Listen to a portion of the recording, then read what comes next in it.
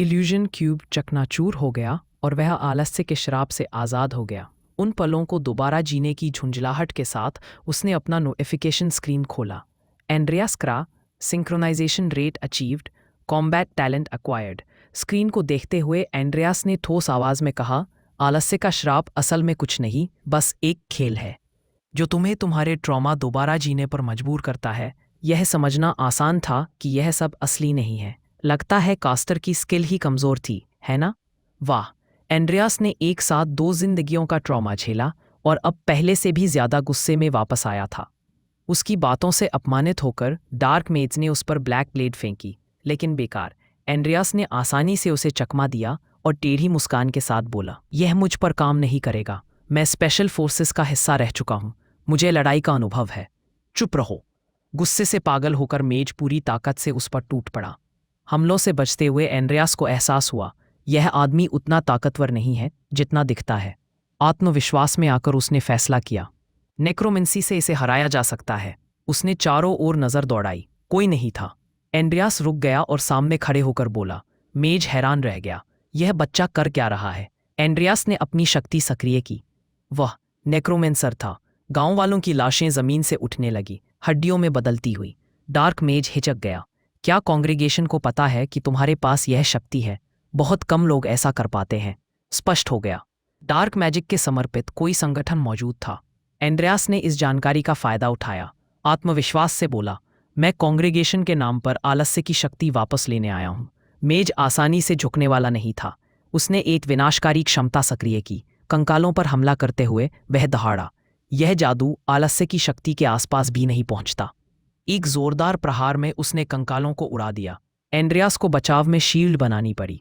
रुकने का मौका दिए बिना मेज ने ब्लैक स्पीयर बुलाया और हंसा, ये कंकाल मेरे लिए बस नाश्ता है। भाला एंड्रियास की ओर उड़ते ही उसने निकेल को बुलाया। कंकारी सिपाही प्रकट हुआ और बिना सोचे भाले को चूर चूर कर दिया। मेज सन्न रह गया। एक साधारण कंकाल मेरे भाले को कैसे तोड़ सकता है? गुस्से में उसने चमकता हुआ ताशों का डेक निकाला। एंड्रियास चौंक गया। यह कोडेक्स ऑफ प्रोफेसी है। डेक की शक्ति से मेज ने जमीन से अनगिनत हाथ बुला लिए। वह पूरी तरह कार्ड्स की ताकत पर निर्भर था। वह चिल्लाया, मेरी योजना में दखल देने की कीमत तुम अपनी जान से चुकाओगे। निकेल हाथों से लड़ रहा था, बचते हुए पलटवार करते हुए। एंड्रियास ने महसूस किया, हमले तेज होते जा रहे हैं। वह नियंत्रण खो रहा है। एंड्रियास ने सोचा, उसे खुद कोडेक्स पर पूरा काबू नहीं है।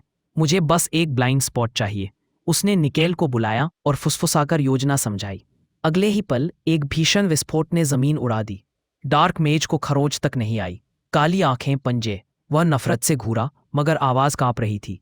तो तुम अब भी जिंदा हो? यह बच्चा इतना जिद्दी क्यों है? मलबे के बीच खड़ा एंड्रियास चिल्लाया, कमीने, मैंने उसे अभी अभी कैप्चर किया था और तूने उसे मिटा दिया। वह निकेल की बात कर रहा था जो मलबे में गायब हो गया था। रोना बंद करो। मेज हंसा, मैं तुम्हें भी उसी जगह भेज दूंगा। उसने कोडेक्स की शक्ति से अंतिम हमला तैयार किया। जैसे ही जादुई पंजे आगे बढ़े, एंड्रियास शरारती मुस्कान से हंसा। अचानक डार्क मेज के पीछे एक पोर्टल खुला। निकेल बाहर निकला।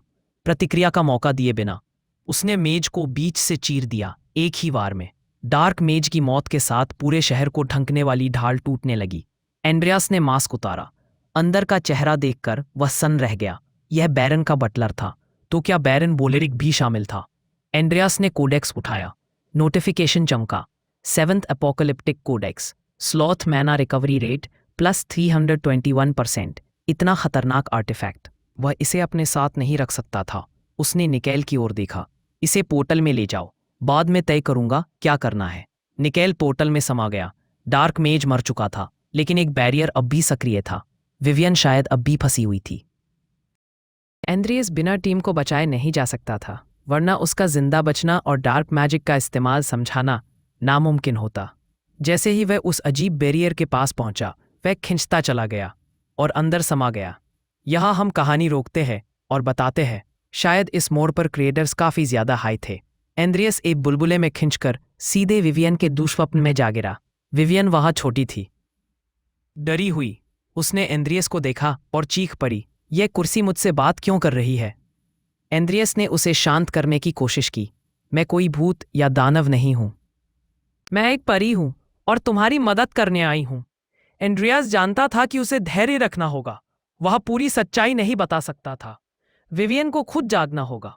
उसके दुस्वप्न के भीतर एंड्रियास ने देखा, एक छोटी लड़की के गाल पर एक कुलीन महिला का जोरदार थप्पड़ पड़ा। यह समझते हुए कि कोई उसे देख नहीं सकता, उसने विवियन के अतीत की जांच करने का फैसला किया। वह महिला काउंट बेलेलिन की दूसरी पत्नी थी। बेलुलिन परिवार अपनी तलवारबाजी की कला के लिए मशहूर था और काउंट को विरासत आगे बढ़ाने के लिए एक पुरुष वारिस चाहिए था। लेकिन उसकी पत्नी ने बेटी को जन्म दिया, विवियन। यहीं से त्रासदी शुरू हुई। विवियन की मां ने उसे त्याग दिया, यह मानते हुए कि उसे कभी बेटी नहीं पैदा करनी चाहिए थी। कोई रक्षा करने वाला नहीं था। विवियन अकेलेपन और अत्याचार के बीच पलती रही। धीरे धीरे उसके मन में पागलपन का बीज बोया गया, जो समय के साथ बढ़ता चला गया। 5 साल की उम्र तक उसने अपने सभी ट्यूटरों को खुद ही मार डाला। एंड्रियास ने उसे शांत करते हुए कहा, मैं तुम्हारा अतीत मिटा नहीं सकता, लेकिन मैं तुम्हें उससे ऊपर उठने में मदद कर सकता हूं। विवियन हिली और फूट फूट कर रो पड़ी। मेरी जिंदगी में आज तक कोई नहीं था जो मेरी मदद करना चाहता हो। बच्चों से निपटना ना जानने वाला एंड्रियास बोला, तुम खास हो। तुम तलवारबाजी में एक जीनियस हो। मुझ पर भरोसा करो, मुझे बहुत कुछ पता है। विवियन को शक हुआ, मैं किसी चीज में अच्छी कैसे हो सकती हूं जब मैंने कभी तलवार छुई भी नहीं। एंड्रियास ने जोर देकर कहा, मुझ पर भरोसा करो। 1 महीना बीत गया। एंड्रियास हर दिन विवियन के साथ रहा, उसके संघर्षों में भी और उसकी ट्रेनिंग में भी। हर दिन वह बेहतर होती गई और सच में एक प्रोडिजी साबित हुई। एक दिन विवियन बगीचे में एंड्रियास को ढूंढ रही थी, वही जगह जहां वह उसे रोज ट्रेन करता था। एंड्रियास, पीछे से आवाज आई, मुझे ऐसे मत बुलाओ, यह एक राज है। किसी को नहीं पता होना चाहिए कि मैं मौजूद हूं। एंड्रियास ने उससे कहा कि जो कुछ उसने सीखा है वह दिखाए। उसकी चालें देखकर एंड्रियास हैरान रह गया।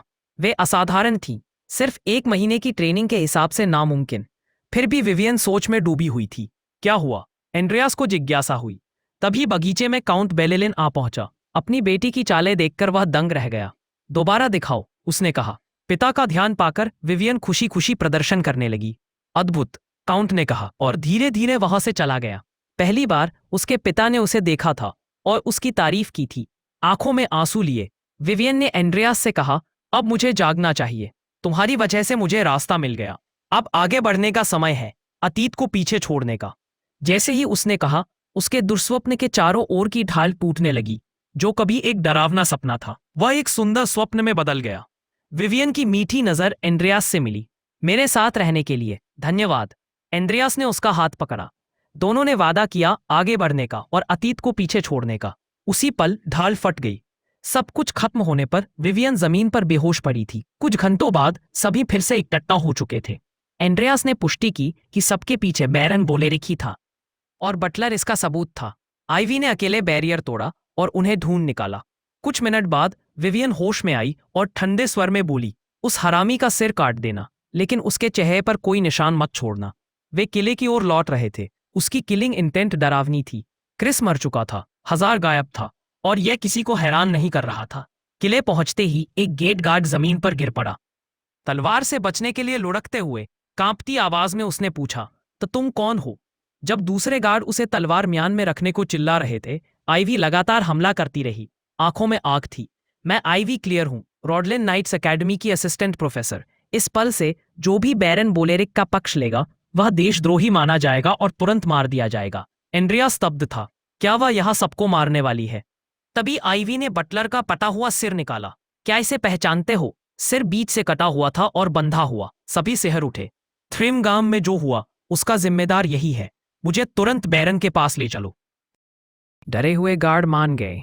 आइवी ने दरवाजे तोड़कर बैरन के कक्ष में प्रवेश किया और जो उन्होंने देखा सब जम गए। बैरन एक भयानक प्राणी के पास खड़ा था। ठंडी आवाज में बोला, क्या मेरा बटलर मर चुका है? और फिर उसने कहा, यह मेरा बेटा है। इसे महीनों पहले मर जाना चाहिए था। स्पष्ट था, उसने डार्क मैजिक का सहारा लिया था। बैरन बोला, इलाज ढूंढते ढूंढते एक आदमी मेरे पास आया। उसने कहा, मेरे बेटे को बचाया जा सकता है। मैंने उससे भीख मांगी। जो भी करना पड़े करे, भले ही उसे इस हालत में छोड़ना पड़े। सब गुस्से से उबल रहे थे। दर्द में डूबा बैरन अपने बेटे से माफी मांगने लगा। आइवी ने गुस्से में उसका कॉलर पकड़ा और जमीन पर पटक दिया। ये शब्द उन लोगों के लिए थे जिन्हें तुम और तुम्हारे बटलर ने मार डाला। सैनिक जड़ बने खड़े थे। आइवी तलवार लहराते हुए चीखी, ऐसे बेवकूफों की तरह क्यों खड़े हो? जांच टीम को बुलाओ और इस चीज से अभी निपटो। उसी पल एंड्रियास ने बिना सोचे पत्थर का भाला बुलाया और सीधे उस प्राणी की आंख में फेंक दिया। सब सन्न रह गए। बैरन अपने बेटे की ओर दौड़ा और आइवी ने एंड्रियास की ओर मुड़कर कहा, ए बिग हेड, बस। तुमने मेरे आदेश के बिना ऐसा क्यों किया? एंड्रियास ने शांत स्वर में जवाब दिया, डार्क मैजिक से पैदा हुई किसी भी चीज को तुरंत खत्म करना जरूरी होता है, वरना वह कुछ भी बेकाबू कर सकती है। और रही बात जरूरी जानकारी की, वह सब तो बैरन के पास ही होती है ना? कुछ ही देर में इंपीरियल जांच टीम पहुंच गई। बैरन को गिरफ्तार कर लिया गया और उसके बेटे के शव के साथ उसे ले जाया गया। अकादमी लौटने पर एंड्रियास और विवियन को गवाही के लिए बुलाया गया। डार्क मैजिक की संलिप्तता साफ थी, लेकिन बैरन के मामले में एक और सुनवाई तय की गई। गवाही के बाद एंड्रियास सोच में डूब गया। वह बोलेरिक के बारे में सोच रहा था, डार्क मैजिक से खेलने की कितनी भयानक कीमत होती है। फिर उसके मन में एक और विचार आया, बैरन को धन्यवाद देना चाहिए था। अगर उसने उसके बेटे को नहीं मारा होता तो वह लड़का किसी पागल जादूगर की प्रयोगशाला का चूहा बन जाता। अचानक विवियन ने उसे पुकारा, मिस्टर फेरी। एंड्रियास चौंक गया। सपने की उस बात को याद कर उसने अनजान बनने की कोशिश की। तुम क्या कह रही हो? विवियन मुस्कुराई। आपने मुझे मेरे अतीत से उबरने में मदद की थी, है ना? से हल्के से बोली। खैर कोई बात नहीं, तुम दोनों बस दिखने में एक जैसे हो। उनकी बातचीत को लूसिया ने बीच में काट दिया। एंड्रियास, तुम्हारा काम हो गया क्या? जरा ये देखो। उसके हाथ में एक टैबलेट था और उसकी आंखों में उत्साह छलक रहा था। तुम लोग हेडलाइंस में हो। रॉडलिन अकादमी के छात्रों ने एक डार्क मेज को हराया। सबसे ज्यादा अंक मिले, 2 उभरते हुए नाइट्स। उसका जोश संक्रामक था, खास तौर पर नई पोशन की खोज के बाद। लेकिन एंड्रियास बस थोड़ा सुकून और शांति चाहता था। बेशक लूसिया को इससे कोई फर्क नहीं पड़ा और ज्यादा उत्साहित होकर बोली, इनाम की रकम भी है, और हाँ, तुम मुझ पर लंच के कर्जदार हो। एंड्रियास ने उसका मूड बिगाड़ते हुए कहा, इनाम तो बराबर बांटना चाहिए, हमेशा की तरह। लूसिया ने जोर दिया, और तुम सेलिब्रेशन डिनर से नहीं बच सकते। आखिर पोषण सफल हुई है। चलते चलते उसने ऐलान कर दिया, कल मैजिक टॉवर में मिलते हैं। निरीक्षण note, magic tower engineer mazes का एक संगठन है जो सभ्यता की प्रगति में अहम भूमिका निभाता है। यहीं से माना लेविटेशन ट्रेन की शुरुआत हुई थी और आगे चलकर मोनोलैम्प्स, खाद और कई तकनीकी उत्पाद बने। जितना प्रसिद्ध उत्पाद उतना ही बड़ा योगदान, जिसे सरकार और कुलीन वर्ग वित्त पोषित करता है। अगले दिन एंड्रियास लूसिया को पीठ पर उठाए मैजिक टॉवर की ओर जा रहा था, हमेशा की तरह। लूसिया को उसकी शिकायतों से कोई फर्क नहीं पड़ रहा था। मैं बेवकूफ था जो सोचा तुम खुद चल कर आओगी, एंड्रियास बड़बड़ाया। आधी नींद में लूसिया बोली, आलस की सुपर पावर के साथ थोड़ा धीरे चलो।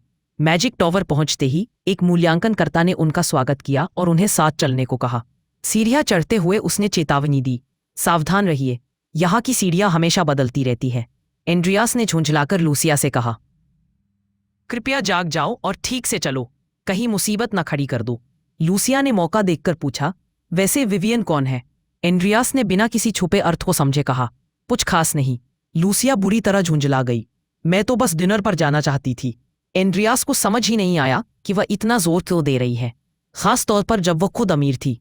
तभी एक आवाज गूंजी, तुम दोनों जरा भी घबराए हुए नहीं लगते। दोनों लगभग उछल पड़े। अगले ही पल किसी ने उन्हें पीछे से ऐसे पकड़ लिया जैसे चील अपना शिकार पकड़ती है। वह बार्ट एल्विन था, मैजिक टॉवर का डायरेक्टर, कंधे पर एक विशाल बाज के साथ। उसने एंड्रियास को घूरते हुए कहा, तुम कभी वह भाव बदलते नहीं है ना? बार्ट एल्विन, एल्विन परिवार का मुखिया और रॉडलैंड मैजिक टॉवर का निर्देशक, एक दबदबे वाली शख्सियत। इतने प्रतिष्ठित टॉवर में उसकी मौजूदगी ही भारी लग रही थी। एंड्रियास को उसकी बात चुभी, खासतौर पर इसलिए क्योंकि यह किसी ऐसे व्यक्ति से आई थी। बार्ट ने लूसिया की ओर देखकर पूछा, तुम विस्काउंट हॉलिंगटन की बेटी हो सही? लूसिया ने शालीनता से परिचय दिया, लेकिन बार्ट ने घमंड से कहा, अगर लोग तुम्हारा नाम याद रखें तो तुम्हें उसके लायक प्रतिष्ठा भी बनानी होगी। दोनों असहज हो गए। बिना समय गंवाए बार्ट ने ऐलान किया, अभी के लिए मैं खुद तुम्हें संभालूंगा। उसने एक जादुई वृत्त सक्रिय किया। एंड्रियास के चेहरे पर बेचैनी साफ थी। लूसिया ने फुसफुसाया, डायरेक्टर एक राक्षस है। वह स्पेशल मैजिक ऐसे इस्तेमाल करता है जैसे कुछ भी ना हो। यह बेहद कठिन और जटिल है, लेकिन वह जानबूझकर दिखावा कर रहा है। बार्ट ने उसकी बात सुन ली। हल्की सी मुस्कान आई और अगले ही पल वे प्रेजेंटेशन हॉल में थे। जजों की बोलती बंद हो गई। बिना ध्यान दिए बार्ट बोला, क्या पोषण की जांच पूरी हो गई है? अब भी सदमे में उन्होंने कहा, अभी अभी पूरी की है। बार्ट ने पोषण उठाया। अब बस निर्माण विधि की कुछ बातें साफ करनी है। और सबको चौंकाते हुए उसने पोषण पी लिया। स्वाद लेते हुए बोला, मोई पत्तियां, तुआर पेड़ का अर्क, फल और पियोना मशरूम्स। उसने आंख उठाई। कुछ छूटा तो नहीं? लूसिया ने विनम्रता से जोड़ने के लिए मुंह खोला।